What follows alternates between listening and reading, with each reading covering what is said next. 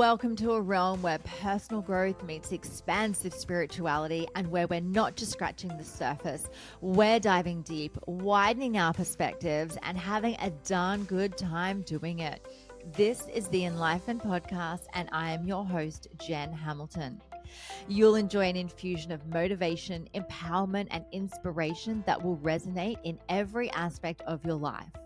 Expect captivating stories, heartfelt musings, and my own personal experiences. But that's not all. I'm bringing awe-inspiring individuals to the table, so get ready to meet some remarkable souls whose wisdom and stories will leave you spellbound. No topic is off limits here. Brace yourself for raw authenticity, unfiltered vulnerability, and yes, the occasional splash of explicit language.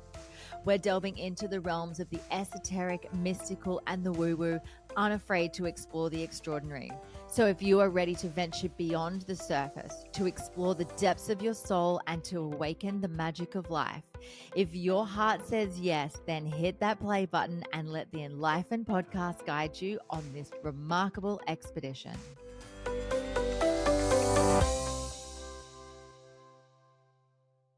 Hello and welcome to another episode of the Enlightened Podcast. I am your host, Jen, and for today's solo snippet, I want to share a really cool story about my weekend. So I've got a beautiful friend staying in Brisbane where I live at the moment, and funnily enough, I actually met her through this podcast. You might have heard the episode that we did a few episodes back. So her name is Stephanie Ritz, and when we first connected for our pre-interview, she mentioned that she was coming to Brisbane at the start of the year. And I said to her, that's amazing. She's a digital nomad. She's originally from the States. She's not been to Brisbane before. So I said, look, I'll take you out. I'll show you around.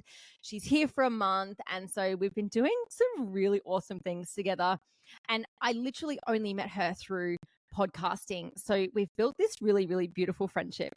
And we decided to go out on the town on the weekend, and we just wanted to dance. We just wanted to have fun. We didn't want to go to sort of like a doof nightclub. We wanted to be able to just sing along to some of our favorite songs and have a dance, have some fun, and to see where the night took us. So we found this bar in Fortitude Valley, which I'd never been to before. I was a party animal back in my 20s. So let it be known that I used to know my way around a lot of the clubs in Brisbane. I used to know a lot of people. I used to date a DJ, and so we knew everyone that we needed to know. We never paid cover charge. We never lined up.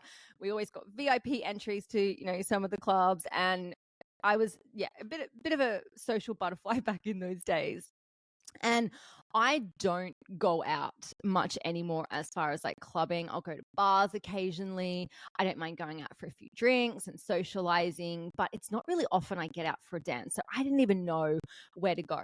So for anyone familiar with Brisbane, the club that we went to, or the bar that we went to, was called Retros.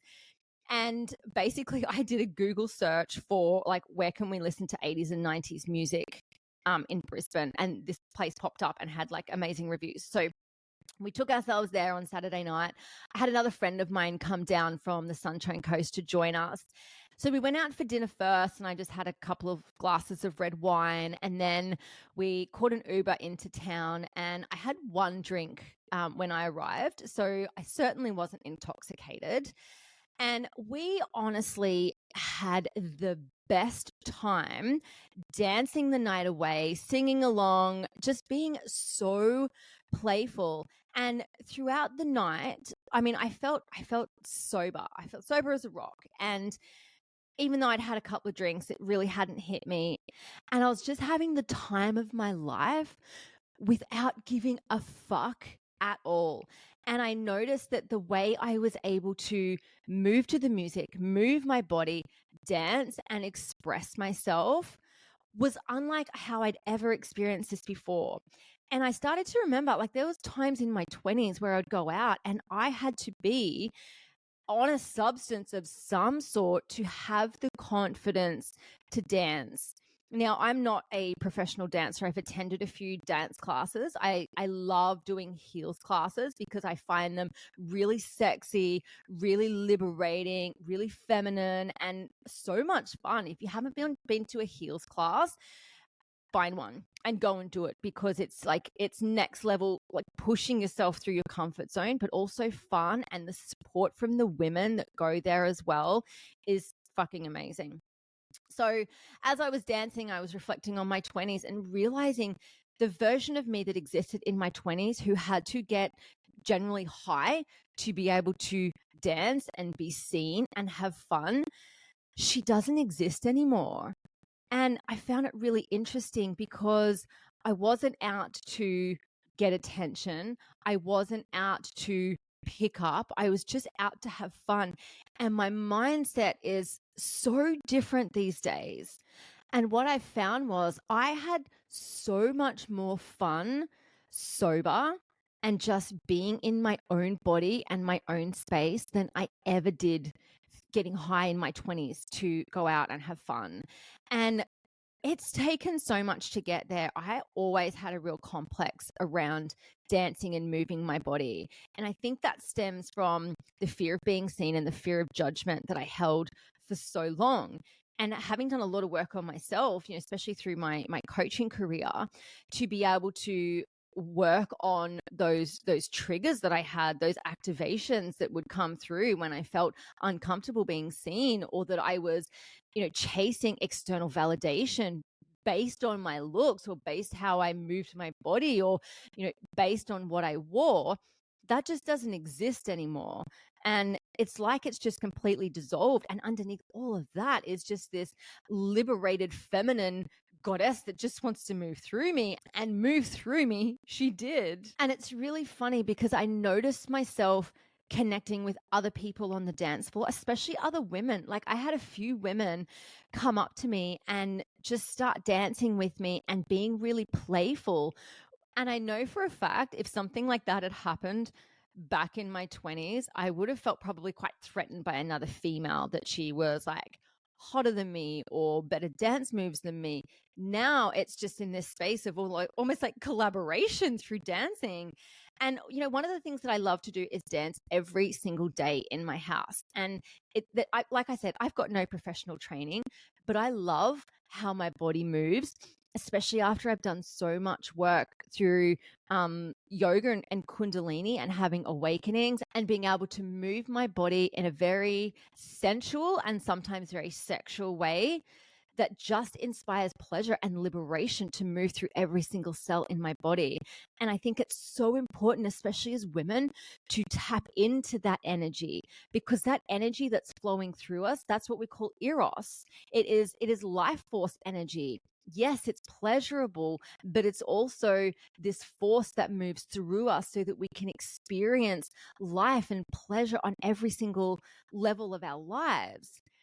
And so my invitation for you as a woman, if you're listening to this, is how connected are you with your own body? Do you feel like you have got the capacity to move your hips and move your body in a way that just flows for you, or do you feel really stuck? Because I understand so deeply that stuckness. I understand what it's like to hold a lot of energy in my hips. As women, that is something that affects a lot of women. If you find that you've got tight hips or tight glutes, it can mean that you're storing trauma in there. And so I even found myself the next morning, like I had a really good stretch, because my legs were very sore after all that dancing. And I found that I really wasn't holding a lot of energy in my hips. There wasn't a lot of pain. And I was like, wow, this is amazing. When I used to, go out, especially in high heels back in the day, like I'd have really sore hips the next day. And now it's like this energy is just open and moving through me. And it's given me the ability to be in the fullest expression of myself through dancing, and literally giving zero fucks about it. So I would love to extend the invitation for you to pop on some music, pop on a couple of your favorite songs, and just dance. And dance for you. Don't dance for anybody else. You don't have to dance in front of everyone else. Dance for you and just see what happens. And there's the old saying, dance like nobody is watching.